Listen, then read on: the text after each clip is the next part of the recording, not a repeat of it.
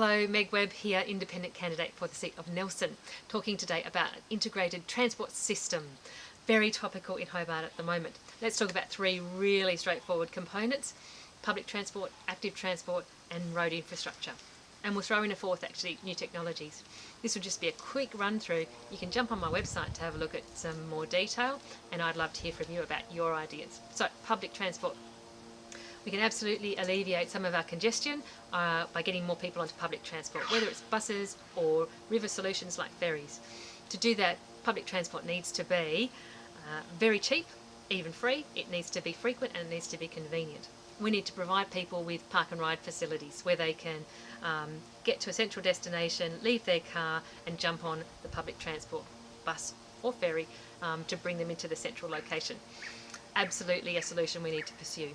We also need to talk about how to encourage people into active transport. Primarily that's bikes, can also be walking.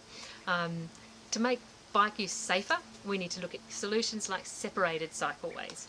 That makes life easier for both the bike riders but also other road users, and we can alleviate some frustrations that you see on the road in those areas now.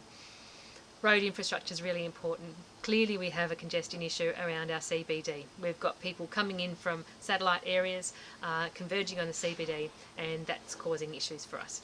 A tunnel is a really interesting conversation to have. It may be the way we need to go forward in the future. We're looking into that in more detail. In the meantime, I'm sure there's some great innovative ways we can help alleviate some of that congestion in the meantime, clearways and such. I'd love to hear your thoughts on what might be the most appropriate way forward in the short term, but then also the longer term. Quick mention of new technologies. Electric cars.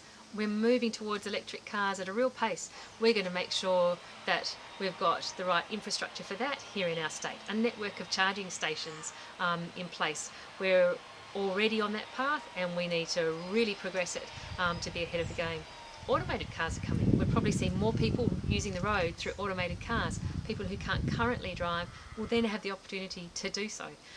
So what will the impact of that be? What do we need to plan to be ready for that to happen? Very quick overview there. I'd love to hear your thoughts. Jump on my website, see a little bit more detail, and let's see if we can get this transport system a little bit sorted for our state.